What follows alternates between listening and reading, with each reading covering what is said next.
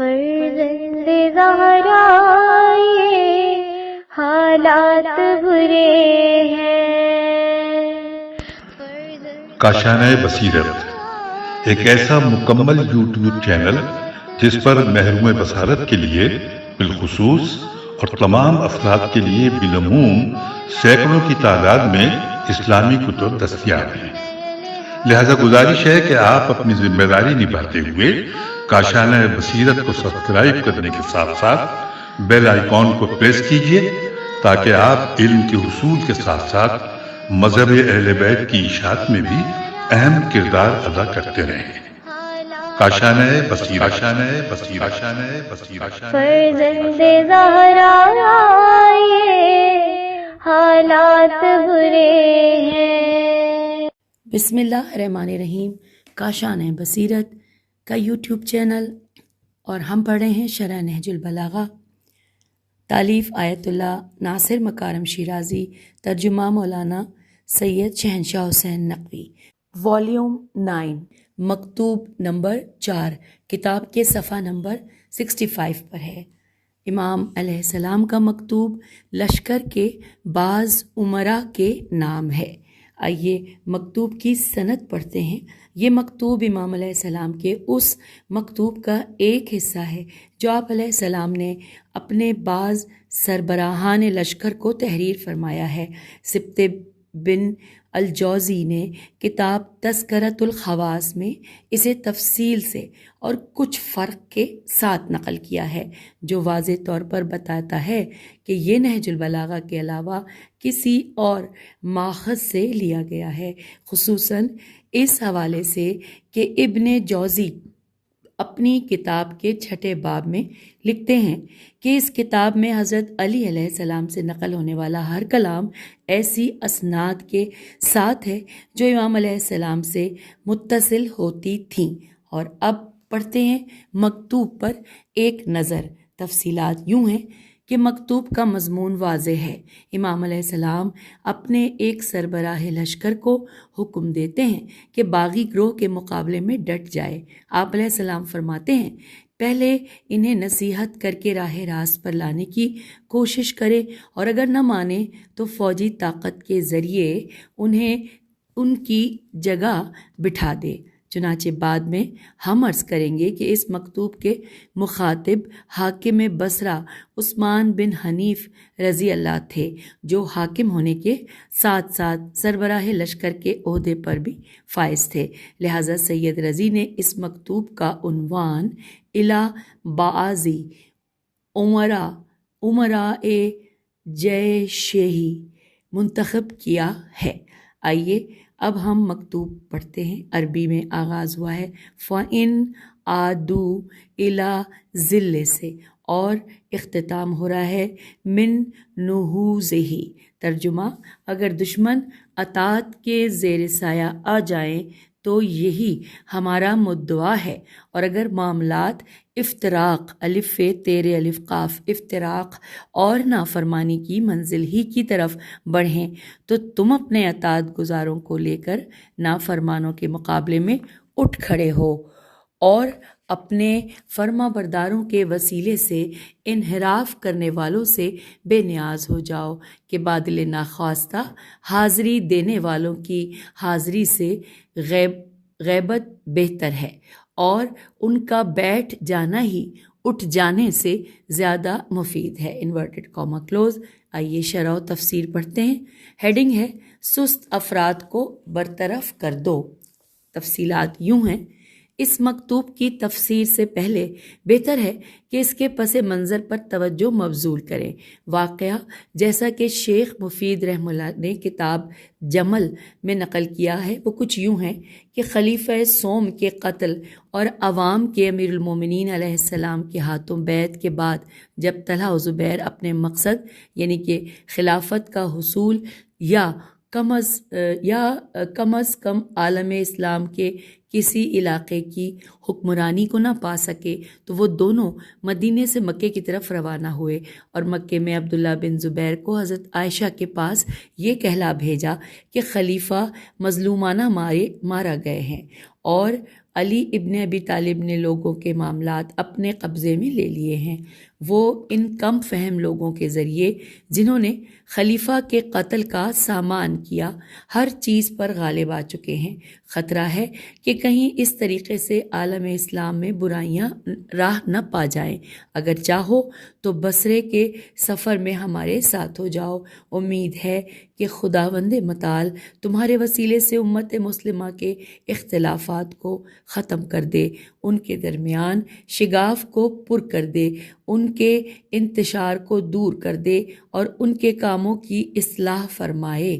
اگلے پیراگراف میں ہے، عبداللہ نے حضرت عائشہ کے پاس آ کر ان کا پیغام پہنچایا۔ حضرت عائشہ نے پہلے تو انکار کیا مگر اگلے دن اپنی موافقت کا اعلان کر دیا۔ جب طلحہ و زبیر حضرت عائشہ اور دیگر باغیوں کے ساتھ بصرہ پہنچے تو عثمان بن حنیف رضی اللہ نے، جو بصرے میں امیر المومنین علیہ السلام کی طرف سے حاکم تھے، آپ علیہ السلام کے نام ایک خط لکھ بھیجا جس میں آپ علیہ السلام کو حالات سے آگاہ کیا گیا۔ امام علیہ السلام نے اس خط کا جواب لکھ کر عثمان بن حنیف رضی اللہ کو ارسال فرمایا اور حکم دیا کہ اہل بصرہ میں سے آپ علیہ السلام کے وفاداروں کے ساتھ مل کر مخالفین کے سامنے ڈٹ جائیں۔ حوالہ ہے الجمل، صفحہ نمبر 122۔ آئیے اب ہم امام علیہ السلام کے مکتوب کی تفصیل بیان کرتے ہیں۔ امام علیہ السلام نے فرمایا کہ اگر دشمن اطاعت کے زیر سایہ آ جائیں تو یہی ہمارا مدعا ہے، اور اگر معاملات افتراق اور نافرمانی کی منزل ہی کی طرف بڑھے تو تم اپنے اطاعت گزاروں کو لے کر نافرمانوں کے مقابلے میں اٹھ کھڑے ہو اور اپنے فرما برداروں کے وسیلے سے انحراف کرنے والوں سے بے نیاز ہو جاؤ۔ انورٹڈ کاما کلوز ہو گیا، اور اب یہاں پر لکھا ہے لفظ ذل طاعتی، زوئے لام، ان کے اوپر لام پر تشدید ہے، زوئے اور لام کے ساتھ زیر ہے، اور پھر الف لام توئے، توئے کے اوپر پھر تشدید ہے اور ساتھ میں فتحہ بھی ہے، اور عین تے، عین پہ فتحہ اور تے کے ساتھ زیر ہے۔ تو آئیے پھر پڑھتے ہیں ذل طاعتی، یعنی بریکٹ میں لکھا ہے کہ اطاعت کا سایہ۔ اس کی تعبیر نہایت لطیف تعبیر ہے جو اس بات کی طرف اشارہ ہے کہ نافرمانی، بغاوت اور مخالفت تپتی ہوئی دھوپ کی طرح ہیں، اور عادل حاکموں کی اطاعت ایسا ٹھنڈا سایہ ہے جو پورے معاشرے کی تسکین کا باعث ہے۔ شقاق اور عصیان میں فرق اس حوالے سے ہے کہ شقاق، شین قاف الف قاف، شقاق کے معنی جدائی کے ہیں، جبکہ عصیان اور نافرمانی جدائی سے بڑھ کر ہے۔ اس کے بعد امام علیہ السلام اس مکتوب کے آخر میں اپنے حکم کی دلیل کی طرف اشارہ کرتے ہوئے فرماتے ہیں کہ بادل ناخواستہ حاضری دینے والوں کی حاضری سے غیبت بہتر ہے، اور ان کا بیٹھ جانا ہی ان کے اٹھ جانے سے زیادہ مفید ہے۔ انورٹڈ کاما کلوز ہو گیا۔ یہ وہی مطلب ہے جو سورہ توبہ میں منافقوں کے ایک گروہ کی طرف اشارہ کرتے ہوئے بیان ہوا، جو کہ یہ سورہ توبہ کی آیت نمبر 47 میں ہے۔ ترجمہ کہ اگر یہ تمہارے درمیان نکل بھی پڑتے تو تمہاری وحشت میں اضافہ ہی کر دیتے، اور تمہارے درمیان فتنے کی تلاش میں گھوڑے دوڑاتے پھرتے۔ انورٹڈ کاما کلوز ہو گیا۔ اب ہم پڑھنے جا رہے ہیں اس مکتوب یعنی مکتوب نمبر 4 کے نکات۔ اس میں سب سے پہلے نکتہ ہے، ہیڈنگ ہے جمل کے باغیوں کے جرائم۔ آئیے پڑھتے ہیں۔ تاریخ طبری اور بعض دیگر کتب نیز خطبہ نمبر 172 جس کے بارے میں ہم نے مفصل بحث کی، اس سے استفادہ ہوتا ہے کہ طلحہ و زبیر اور اس کے لشکر کے بصرے میں داخل ہونے کے بعد عثمان بن حنیف رضی اللہ امیر المومنین علیہ السلام کی طرف سے اسے ملنے والے فوق الذکر مکتوب کی بنا پر اس بات پر مامور ہوا کہ ان سے مقابلے کے لیے تیار ہو جائے، تاکہ امام علیہ السلام اور آپ علیہ السلام کے لشکر بھی پہنچ جائیں۔ لیکن اہل بصرہ 2 گروہوں میں بٹ گئے، ایک گروہ نے کہا کہ ہمیں امام علیہ السلام کے نمائندے کی حمایت کرنی چاہیے، جبکہ دوسرے گروہ نے کہا کہ باغی گروہ صحیح کہتے ہیں، ہمیں زوجہ رسول صلی اللہ علیہ وآلہ وسلم حضرت عائشہ کی حمایت کرنی چاہیے۔ یوں یہ دونوں گروہ ایک دوسرے کے مد مقابل کھڑے ہو گئے۔ قابل توجہ بات یہ ہے کہ جاریہ بن قدامہ جو کہ بصرہ کے قبائل کے سرداروں میں سے تھا، حضرت عائشہ کے مقابلے میں آ کر کہنے لگا، اے ام المومنین، خدا کی قسم ہمارے نزدیک خلیفہ سوم کے قتل کی اتنی اہمیت نہیں کہ تم نے گھر سے نکل کر پیغمبر صلی اللہ علیہ وآلہ وسلم کی حرمت و تقدس کو پامال کر دیا اور اس منحوس اونٹ پر سوار ہو کر خود کو مخالفین کے تیر و تلوار کی زد میں قرار دیا ہے اور اپنی حرمت کو باقی نہ رکھا۔ اگر اپنی مرضی سے آئی ہو تو اپنے گھر واپس جاؤ، اور اگر مجبوراً لائی گئی ہو تو لوگوں کی مدد سے اپنے گھر چلی جاؤ۔ پھر لکھا ہے کہ بہرحال طلحہ و زبیر اور ان کے پیروکار زیر لباس زرہ پہن کر نماز فجر کے وقت مسجد آئے۔ عثمان بن حنیف رضی اللہ اس صورتحال سے غافل فجر کے وقت مسجد میں آئے تاکہ لوگوں کے لیے نماز پڑھائیں۔ طلحہ و زبیر کے طرفداروں نے انہیں پیچھے کھینچ کر زبیر کو امامت کے لیے آگے کر دیا۔ بیت المال کے مخالفوں نے، جو کہ سبابجت کہلاتے تھے، سین بے الف بے جیم تا کہلاتے تھے، آگے بڑھ کر زبیر کو مسجد سے نکال باہر کیا اور عثمان کو نماز کے لیے آگے کر دیا۔ اس پر زبیر اور اس کے ساتھیوں نے حملہ کر کے عثمان بن حنیف رضی اللہ اور ان کے ساتھیوں کو پیچھے کر دیا۔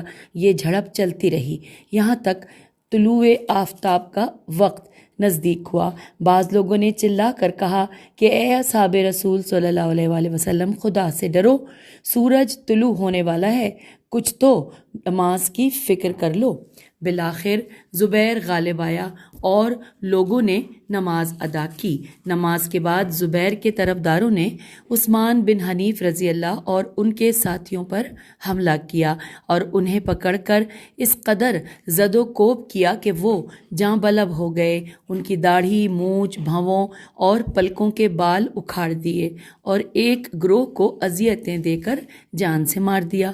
امام علیہ السلام خطبہ نمبر 172 میں اس موضوع کی طرف اشارہ کرتے ہوئے فرماتے ہیں انورٹڈ کاما کہ خدا کی قسم اگر وہ لوگ صرف ایک آدمی کا بھی قتل کر دیتے تو ان کا خون میرے لیے حلال ہوتا، جائے کہ انہوں نے مسلمانوں کے ایک عظیم گروہ کا قتل کر دیا، انورٹڈ کاما کلوز۔ اور پھر ساتھ ساتھ لکھا ہے کہ البتہ یہ جھڑپ اس جھڑپ کے علاوہ تھی جو طلحہ و زبیر کے درمیان نماز کی امامت کی خاطر ہوئی تھی۔ ان میں سے ہر ایک امام جماعت کے عہدے کو سنبھالنا چاہتا تھا۔ حضرت عائشہ نے ثالثی کرتے ہوئے یہ فیصلہ سنایا کہ زبیر کا بیٹا امام جماعت کا عہدہ سنبھالے۔ طلحہ و زبیر اور حضرت عائشہ کے طرفدار سنگین جرائم کا ارتکاب کر بیٹھے، مثلاً انہوں نے سبابج، سین بے الف بیم جے بے جے ہے، دوبارہ ہجا کرتے سین بے الف بے جیم ہے، سبابجہ کو جو کہ 70 اور ایک روایت کے مطابق 400 نفر تھے، حضرت عائشہ کے حکم پر قتل کر دیا۔